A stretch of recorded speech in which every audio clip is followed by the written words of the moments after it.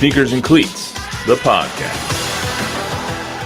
Yo, and hello. Welcome to another edition of the Sneakers and Cleats podcast, episode 142 on this Monday morning. They need no introduction, but it's Chuck McKinnon on the far side, Don Harris sitting in the middle. Welcome in, everybody, to another Sneakers and Cleats. Zach Hedrick. The great Zach Hedrick. Nah, it's falsity. Did you guys know that Zach Hedrick was the band, what do they call it? Drum major. This is old news. This is really cool. I know it's old news, but not everybody knows it. But if you go to YouTube and just search Zach Hedrick OU band major, you'll see him with the big hat and the big rod thing and bending all the way backwards and all that stuff, leading out the Pride of Oklahoma band. What was the Red River rivalry record when you were there? 3-1. Okay. Funny how you didn't forget that. Hey, lost freshman year. That was not fun. You learn pretty quick. It's not fun to wear crimson after a loss in the state fair, but you wear it. You take it on the chin, just like we did this past weekend. The corn dog doesn't taste as good. No, it does not. But there's nothing better than a victory corn dog, as Coach Sark found out this past weekend. He had his first one. He walked into the press conference and he's like, "Hey guys, I finally have my first corn dog." So I saw something on social media that was quite disturbing. It was a corn dog slathered in mayonnaise and rolled in spicy, what do they call it? Flaming hot Cheeto dust. No, thank you. As if you couldn't make a corn dog nasty enough. That's freaking gross. So I'm not going to be able to get that visual out of my head the rest of the day. Thank you. The only way the flaming hot Cheeto dust will stick to the corn dog is it has to be rolled in mayo. What is mustard or ketchup? Which condiment are you going with for your Fletcher's corny dog? I like mustard with my Fletcher's corn dog. Chuck, I know you may pass, but what topping or condiment are you? I would have to do both. I was eating a hot dog, but a corn dog is most definitely off limits. You're hard passing. Hard pass. Yes. You ever had one of those things? They're nasty. Bob, how about you? I like a good corn dog. Enjoy a corn dog up at the state fair? You do. I've never been to the state fair, but I love a corn dog with some mustard on it. That's the way to do it. Mustard's the way to go. So feel free to weigh in on the comments. What topping you would like to go with on the YouTube channel? I believe we're streaming live, correct? That is correct. Also, as well, just some housekeeping things before we get started. Dive in here. A reminder to subscribe to our YouTube channel on both News 4 and Fox San Antonio. Be sure to download, review, and rate the podcast on your favorite podcast app or platform. It is Monday, October 14th. An overreaction Monday here after a brutal NFL, at least if you're a Cowboys fan. Some topics that we're going to dive into today, both the Dallas Cowboys and Texans.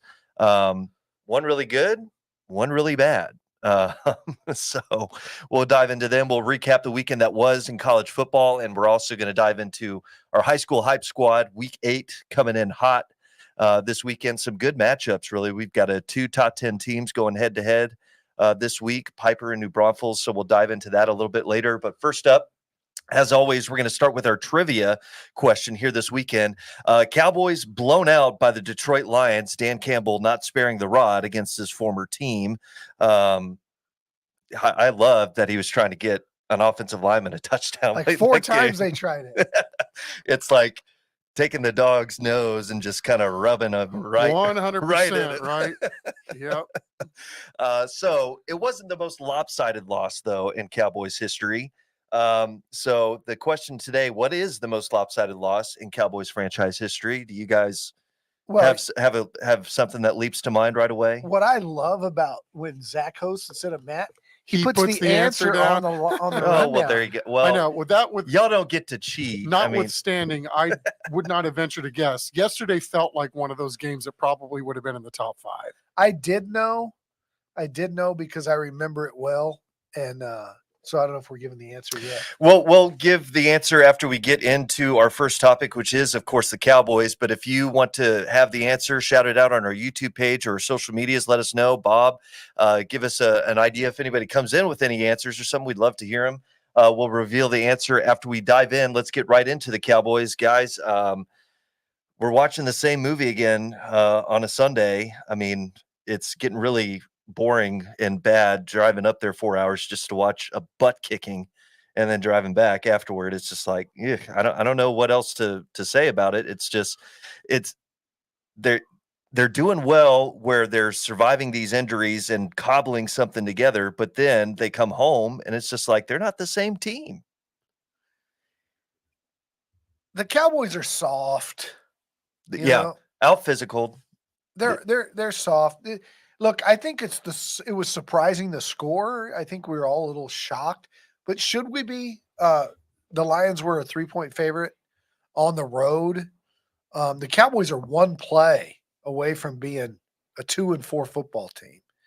And I get it. They're really banged up on defense, but even the guys that are out there, like Seven don't want to tackle anybody. Nope.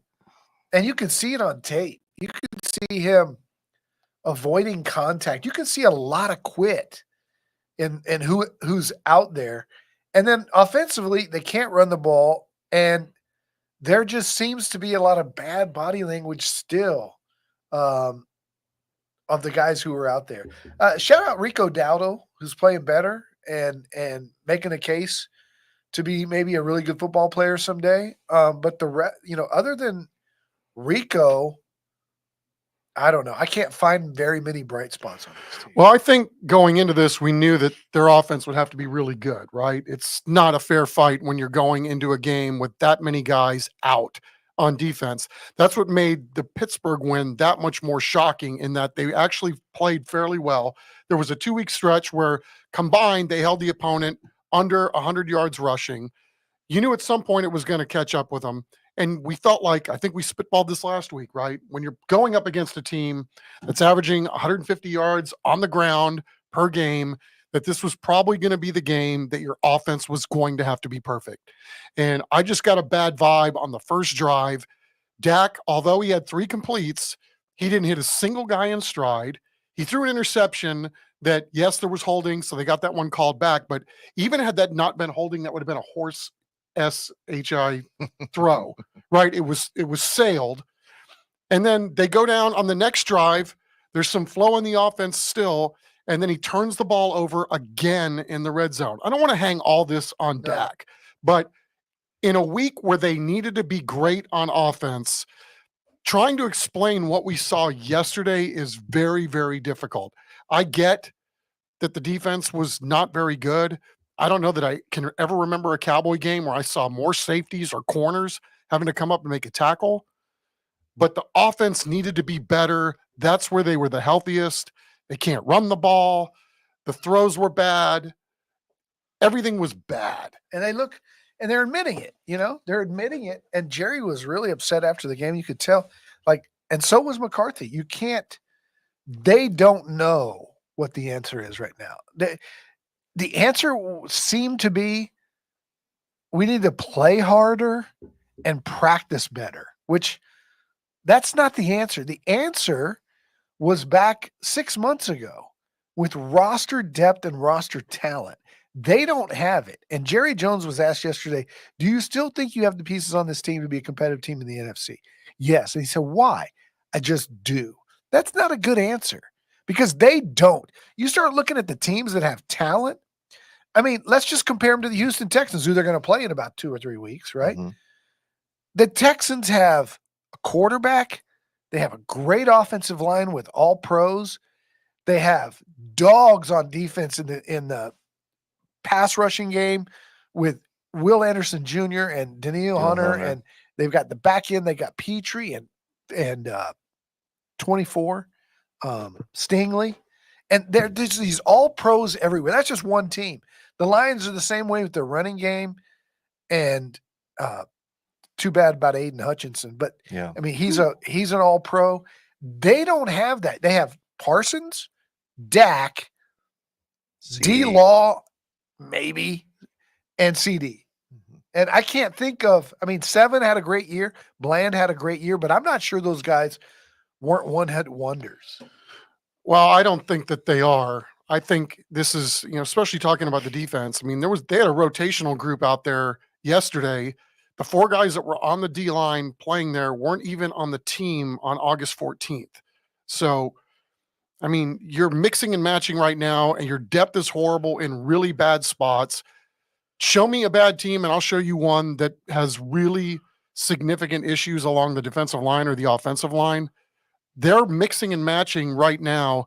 And I guess at the end of this, the good news is they're 3-3. Yeah. It's not a They're not horrible at- situation to be in relative to the amount of injuries that they have and how crappy they've played, especially at home. I mean, if you're going to lose, it'll, nobody likes watching what we saw yesterday, right? Because, I mean, who's going to watch 3 hours of that nonsense? I'm not. Nobody's got time for that. Do you think they'll be 3-6? No. I think there's a good chance they go in and beat San Francisco in this next game. San Francisco's got Kansas City coming up. Cowboys have a week off. They're going to get healthier. Hopefully they spent a lot of their offseason trying to figure out how to solve San Francisco. I think they did. But, there's a lot of pressure now to win this next game, but there always is in the NFL coming off a loss. Right. It's a team with a lot of flaws.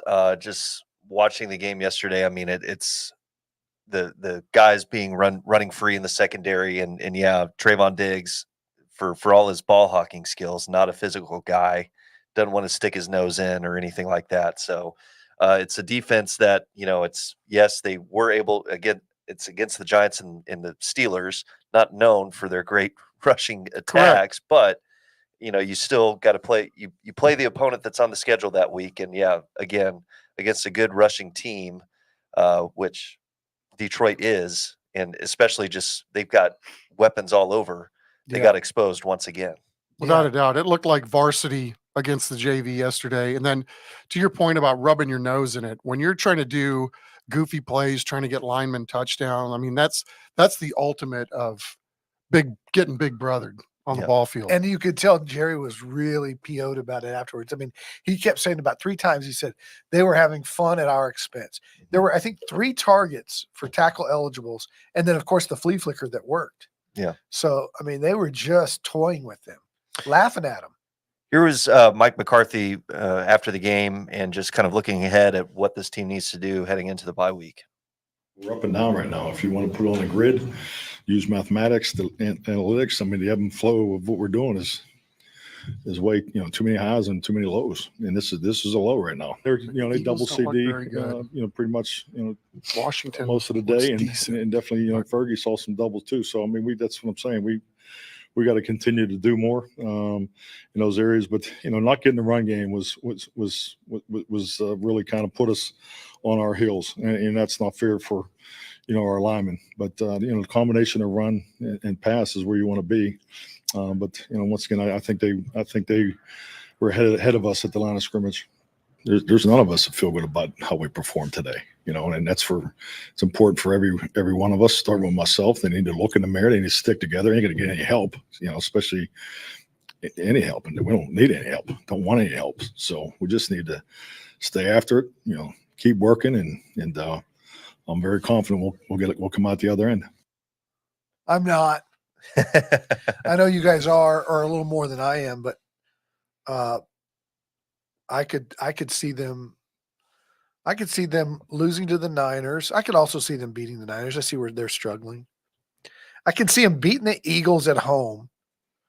I think they lose to the Texans. I think if I look at the schedule, I think it's a loss, a win, a loss. So I see them 4 and whatever that is. Yeah. That would be what, 4 and 6. Yeah. So we were Washington talking too. Washington's really good. Yeah, that's going to be a interesting contest when Washington, those 2 games roll around, and they close it out with Washington, in that, week 18, whatever it is, flex game. We were talking about it during McCarthy's, spiel there. The one saving grace for them right now, 3-3. It's not like they're dead in the water and being in the NFC East where nobody's running away with it yet. You still got 4 division games in front of you. It's still out there on the table for this team. Yeah, for sure. That division's horrible. I mean, Washington's improved. Washington's good enough to beat them. The only team that's not good enough to beat them is the Giants. But, if they play like they did in certain games, but I don't have confidence they can do it. I think the wheels may fall off. I think the morale is as big an issue as the injuries. Yeah, it's kind of tough to put a finger on the morale because there are guys still standing up. Jordan Lewis, I know Chuck, you brought up the injuries. Somebody asked him about that, but he goes, "We won last week and we still had the same list of injuries and everything." I know Malik Hooker kind of brought up that same point of, hey, we got a bunch of guys banged up. I mean, I don't think maybe that changes too much. It's just I still think Detroit, has their way with them and plays around and does all that stuff, even with all those guys, because I haven't seen that edge where it's just like, hey, you're coming into our house. It's like we're going to try and mess around with you guys. And well, think about this: how good is the Saints? Not very yet, it turns out. Yeah, and that's a team when they were healthy that did the exact same thing as Detroit did yesterday. Yeah, I mean, and to your point too, Houston's got a bunch of guys banged up too, and they look solid as all get out. Yeah, I mean, it's telling for me last night too, while Jerry's having his mosh pits around him and everything, but seeing Micah Parsons, Trayvon Diggs, Mozzie Smith walk out before the locker room is even opened, it's just pretty telling that it's just like, they're going off to get a corn dog. Yeah, I guess. By the way, that was a great picture you took of the scrum with Jerry yesterday. Appreciate it. Well, it's just very the, nice. Thank well lit. It was thank like the you had iPhone. a crew out there, thank man. the iPhone. Bob, what do you got? So Rafa is got a question. I know, Don, you talked a little bit about what the GM should have done, but his question is, if you were the GM today, what would you do to fix this team to be a Super Bowl contender? I don't know that you can, right? Mid-season. I mean, yeah, I don't know what you do. I don't know that you can make any moves mid-season to make them a lot better. You need defensive linemen. There aren't any out there. I mean, those guys get signed pretty quickly. You know what our big question is today, right? What? Should Jerry Cowboys Jones fire Mike McCarthy? Well, and so McCarthy was asked, Jerry Jones was asked about that last night and got pretty snippy. You think I'm an idiot? With somebody, yeah. That was which gave the guy a great opportunity to say yes. I know. Well, that's the one thing. Which is what my Facebook fans are all saying today. I mean, standing right there. I mean, are you going to really say? I would love to see somebody just go, well, 30 years. That's when I think like the bag ends up over somebody's head and they get escorted out. That reporter was never seen again. Jerry's not an idiot. Jerry's a genius. His team's worth $11 billion, but he's not a great GM. So that actually, well, maybe he is. Back to my conspiracy theory that this is all a big plan. He makes the same amount of money whether they win or lose. Yep, keep him relevant. Tom Brady actually had some good insight to what's wrong with the offense right now. He says they're trying so hard to be balanced by running and passing, equally or whatever. And he says, if it was up to him, he would come out passing like crazy to open up things a little bit, to loosen it up a little bit, and then come back to the run. And I thought, I feel like know what he's talking about. I feel like they tried that the first couple of drives. Chuck, you kind of mentioned it. They were moving the ball through the air a little bit. Now, granted, a couple of times the ball bounced their way, getting a defensive holding call on the pick, the ball bouncing off Ferguson and falling into Rico Daddle's hands. CeeDee Lamb doing his thing where, he makes a great catch and busted open for a big explosive play. But even and part of it is because of the score, they're playing behind. You can't run the ball. But I was looking at it, the first half stats, they had 10 carries and it's not even for 2 yards a pop. Right. It's non-existent. It is totally non-existent. They came out yesterday and ran a dive play to start the game. I think, to Brady's point, it would be nice if you just came out chucking and ducking and attacking, right? Mm-hmm. I feel like they tried to do that after that first down play. But, again, some of this is they were going to try to go about this just like they did against Pittsburgh, in that you've got to have long, sustained drives to keep your defense off the field, right? And protect them as much as possible, given how shorthanded they are. But when you're 3 and out, or you're only coming away with field goals, this just plays into the opposition's hands, and you're exposing your own weaknesses because of how lousy your offense was yesterday. And to your point, Chuck, even when Dak completed passes, he was making his receivers make really tough Make them work for it. Yeah. Making them stop, not hitting them in stride. Yeah, they're not absolutely on target, and he sailed a few. The red zone's struggles continue for this team as well. It started off right off the bat, that pick. Here's what Dak saw on that play. just explaining his process on that pick to Detroit on that second drive. Second drive, feel good as well. Get down there. Anticipated a little too much. A little too early. Guy made a great play initially driving on the flat. He's got the flat in man. Threw it early with the zero blitz. Was protected, however. Let it hang a little bit. Guy comes off of that.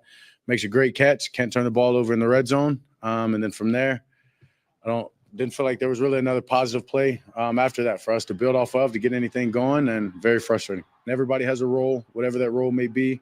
Make sure you understand what it is and it's carved out. And if it's bigger than what it was a few weeks ago, if it's smaller, whatever it may be, figure out a way just to be the absolute best in it. And as you said, 11 games left. We're going to take it one at a time.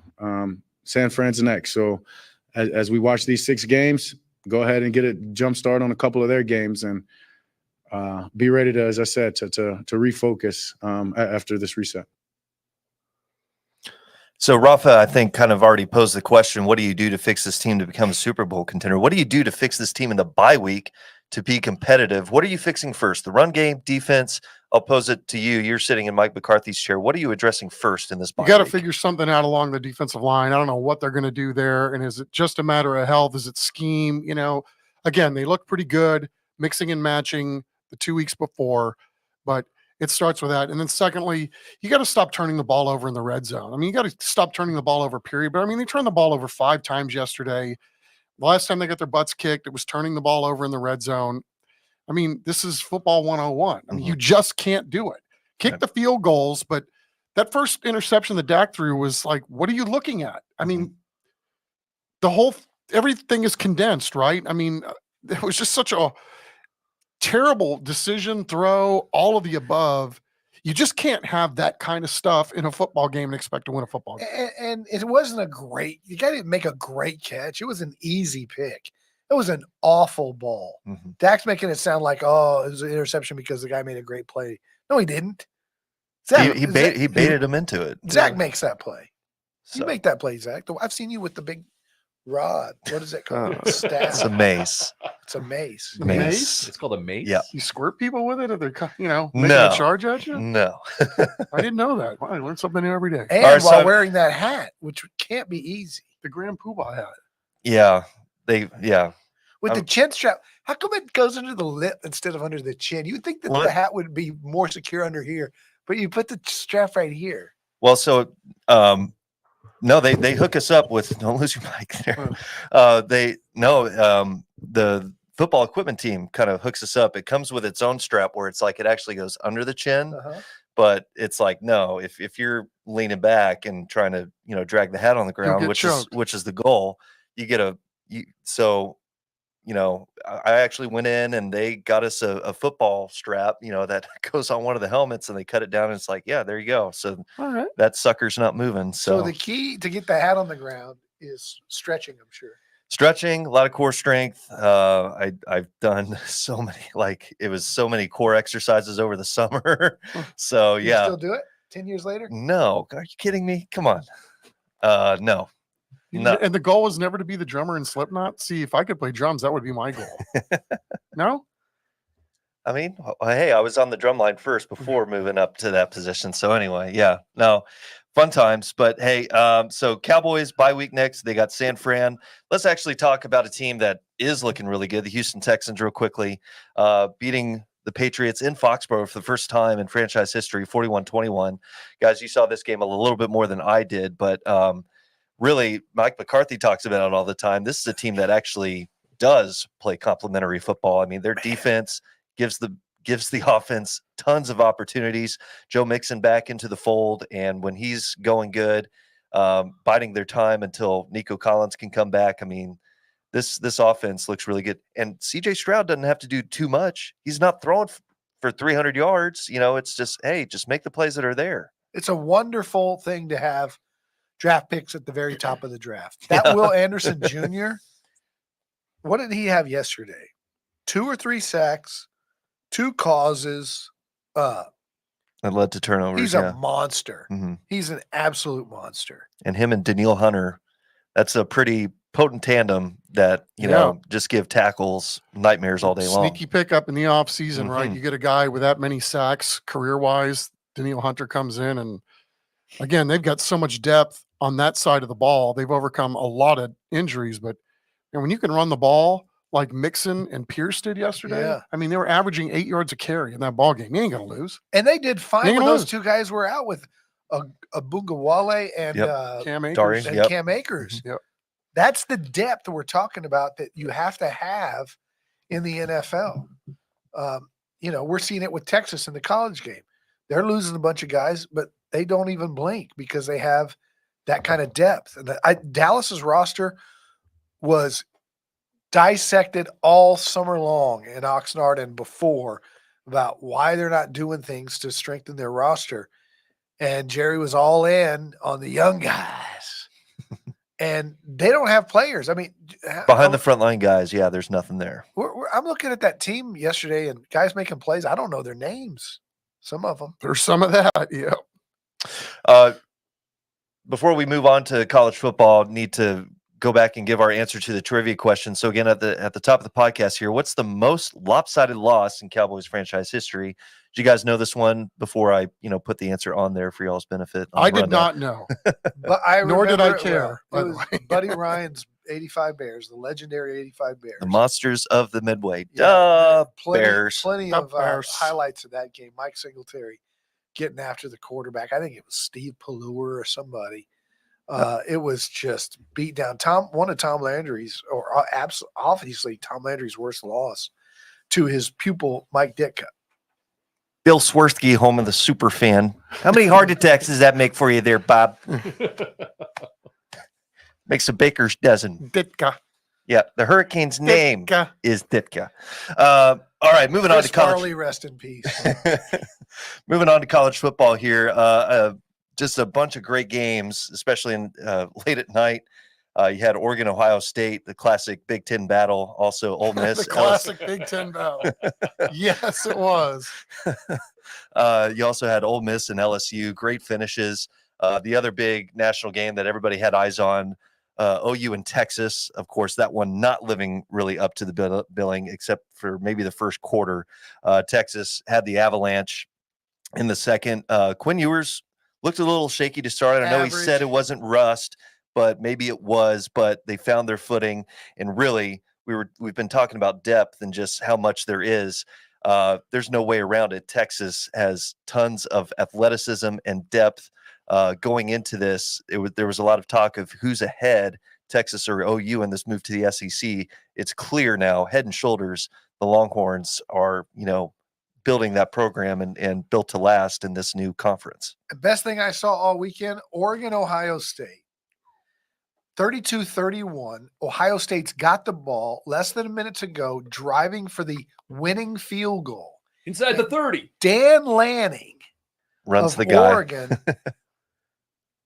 puts 12 men on the field on purpose to stop the yardage gain by Ohio State to nullify the play, knowing that if he has an extra defender on there, they're going to get off the field or at least get a stop on that one down, knowing that it's going to cost them 5 yards. Just run the time off the clock. Yeah. But it's going to cost them 6 seconds Mm-hmm. 4 seconds, yeah. or 4 seconds. And that ends up being the difference in the game. On the next play, they run out of time. Genius. And I read that Buddy Ryan used to do that all the time in the NFL. So he did. That was actually what I was going to ask you. Do you think he did it on purpose? He absolutely did it on purpose. And Buddy Ryan was known to put 14 guys on the field on a goal line stand because it's just half the distance to the goal line. If it was near the end of the half and you're saving clock more than you are yardage, it's just thinking outside the box. Yeah. Bob, you got any other people weighing in on just Cowboys, Texans, college football? Well, I believe this is Michelle. I believe the Cowboys lost that bad because of Jerry Jones' birthday. Stinker of a birthday present, wasn't it? Yeah, Jerry wasn't But that's happy. all we got. Gotcha. Yeah, Texas. Antoinette, right? Let them eat cake. Texas really impressive defense too. I mean, they didn't really have to do too much. Oklahoma rolling in there with a freshman quarterback, set 2 safeties deep and say, hey, make us, beat us with your arm, kid. And Oklahoma was doing nothing.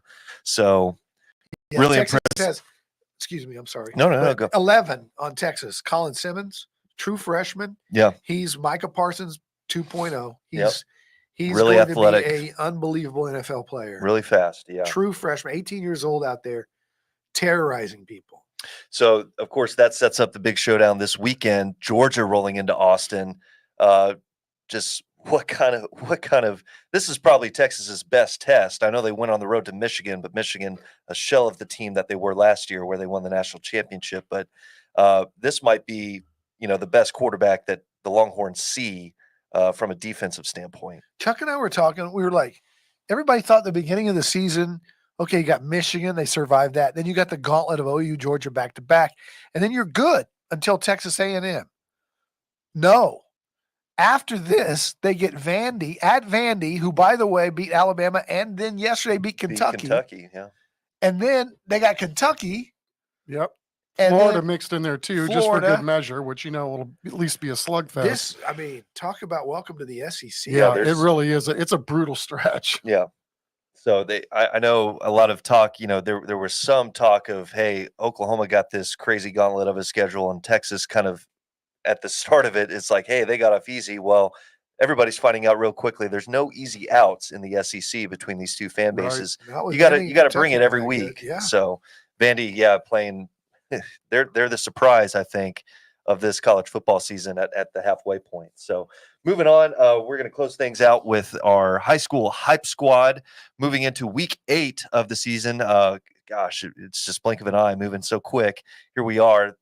Heat of the playoff races, the district battles heating up. We're finding out who's going to be those front runners, who's going to grab those 1 or 2 top seeds. TNL top 10 hasn't really changed all that much from the past couple weeks here, but we're just going to run through quickly our top 10.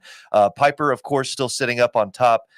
They were victorious last week, beat Seguin. They were in control of that game all the way through. This week, they've got New Braunfels, another team that is in our top 10, 5-1, 3-0 in district play. So both these teams, something's going to give in this district race. They would get the inside track to that top seed. Pieper, though, has been impressive this season.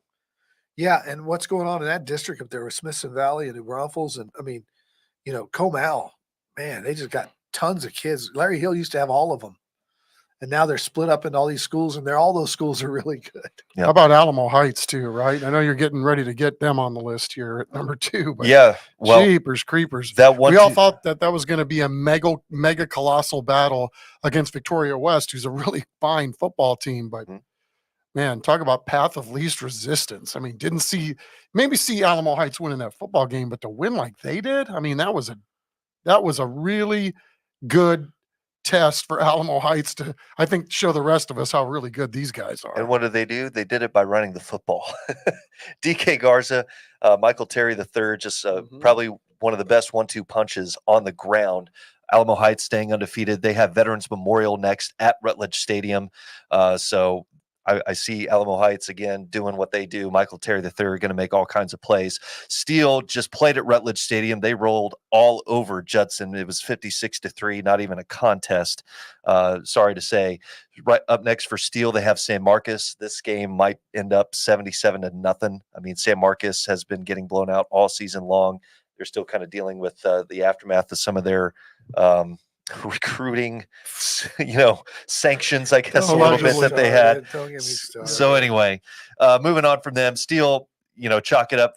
That game is actually against San Marcos, is not this weekend, but next Friday on the 25th. Next is Southwest. This one, probably our game of the week. It's the Fire and Iron Bowl, Southwest Legacy. Both these teams at the top of the district standings, up there with John Jay as well. Southwest undefeated. Yeah, Southwest Legacy, 5-1, 3-1 in district play. Of course, the proverbial throw the record books out the window. This one's going to be a lot of fun to watch on Friday night. Is that the Dragon Bowl or is that Legacy? It is at the new Dragon Stadium with the tricked out press box and everything. Looks really sharp at Frazier Field. So it's going to be a fantastic atmosphere down there at the Dragon Pit. Up next at 5 is Brennan, undefeated in district play. They've got Holmes next, so fully expect them to keep that perfect district record intact on Saturday evening. Then John Jay, is at number 6. They are playing Laredo Nixon next, and that is out in Laredo. So that one could be interesting because Laredo Nixon 4-2. They're kind of up there a little bit. John Jay undefeated, man. Hats Yeah. off to them. Yeah, Well- shout out coach for just his kid leaves, and I thought they were loaded with seniors. Whoa, they come right back and they're 6-0 again. They got a program over there at John Jay. Talari Mhm. Wellington has been playing very well for them at quarterback, a playmaker, and Anthony Rios at their running back spot. They can bust some plays wide open. Of note, too, John Jay and Southwest will play each other the first week of November. So if those two teams continue on, it's just like that'll be another juicy matchup Yeah. in that district that could decide who wins that district outright. New Braunfels, we already touched on them. They're playing Pieper next. Again, Pieper, New Braunfels, undefeated in district play. So that's for the inside track in that 5A district there. So that'll be a good one as well. Taft Raiders, 28-6A. You're going to buckle up. You got to bring it every week in 28-6A. They play Sotomayor, who is 4-1 in district play. So again, that one is going to be a dogfight of who can move up and get a head-to-head, a crucial matchup win there. East Central, 29-6A in that one in their district. They've got New Braunfels Canyon next. That should be another good one, possibly a high-scoring one because the Hornets, man, they can put up some points. Yeah.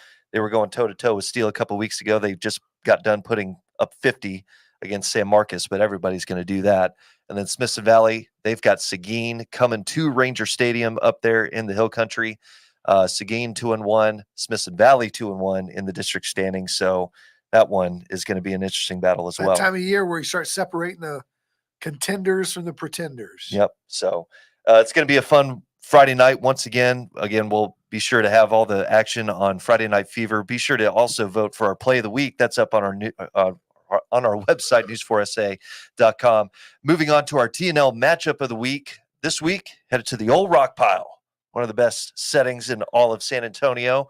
Got Highlands and Jefferson. It's been a tough stretch, a tough season so far for both these squads. Highlands 0-7, of course, not winless in district play so far. Jefferson 1-1 in their past 2 weeks here. They're also coming off a bye, so maybe starting to put things together. We'll check with Highlands a little bit later in the week. Our intrepid Jack Green went out and visited with the Mustangs this morning, caught up with Eduardo Cardenas of Jefferson here. Mustangs coming off a loss to Burbank last week, 27-7. But again, they picked up their first win against Lanier. Here's Eduardo Cardenas about the Mustangs and their season thus far. The record doesn't show the type of team we are. We really feel like we've played well in some of those games. We felt like we could come out of there 2-2, and we didn't. And but every single one of those games, we learn from, and it showed. We finally finished a game against Lanier, and we were 1-0 in district. So we talk about the kids. There's 3 seasons. There's a preseason, and then there's our district season, and then we got postseason. And right now we feel like we're still one of the better teams in our district. Just talked about it a little while ago that there's Burbank's got the first. Looks like they've got that zipped up, but we said there's 3 more spots open for anybody, and everybody's looking for a win. We're 1-1. We needed this last week off and to get our bumps and bruises back, and we feel like we control our own destiny in these next 3 or 4 games. They're high character kids, that's just what we preach, having high character and adversity and those things. And right now we are in the middle of adversity. Our record shows it, but we feel pretty confident this week and the upcoming season. You know what? That number 42 is pretty athletic. He's they're strong, they're big, they're strong, and it's going to be a good game. It's going to be a good game. They do a good job. Coach Landale does a good job over there. So Coach Cardenas is talking about Highlands there, obviously, in that last little bit, but he laid it out there right there. These teams might be down in the standings a little bit, but again, you win on Thursday Night Lights, and the last 3 weeks here, you can go on a little bit of a run and claim a playoff spot and get into that postseason. Chuck and I just hope for an evenly matched game and not a blowout. Looks like we're going to have an evenly matched game here. Yeah, Jefferson's been really competitive all year. I mean, the record doesn't reflect it, but yeah, I just hope Highlands can, figure out a way to make this thing really competitive. It's been a really tough season for them, but again, hats off to Coach Eddie, what he's doing over there at Jefferson too. I mean, they're going to fight you, so we'll see what we got on Thursday night. It'll be a great one. Awesome setting. It should be a nice, cool night for football there 70s. at Alamo Stadium. So great football weather. Be sure to check that game out on the CWSA. Bob, got anything on the way out here? I just had one question. If the game, let's just say the game gets out of hand, Don, can you spend some filler time in there ranking the top 10 uniforms, high school football uniforms? The uniforms are.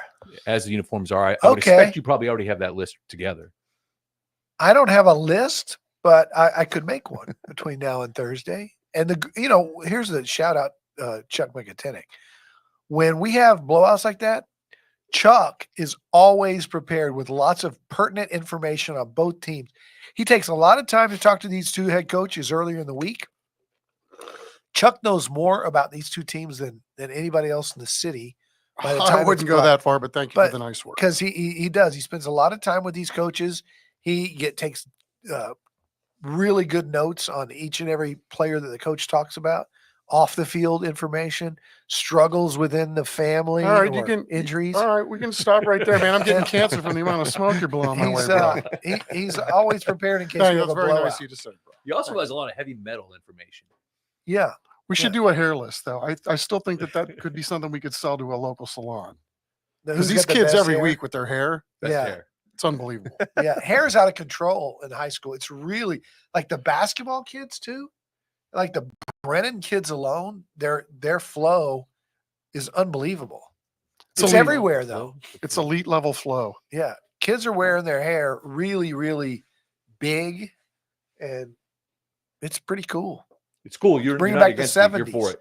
Yeah, it's like the not 70s. dying on the hair hill, man. No, that's a foregone. Chuck and I are both jealous. Foregone yesteryear. Sounds like maybe Rogaine has an opening here for a sponsorship. There'd be plenty of use here, I can assure you that. They're 17, they might as well enjoy it while they got it, because I got news for you kids. It's not always going to be that way. Believe it or not, I had great flow myself. No. I looked like one of the Brady Bunch kids. Remember Peter and that parted down the middle, wings and all that? Oh yeah, that was standard. That was like, you had to have that. Yeah.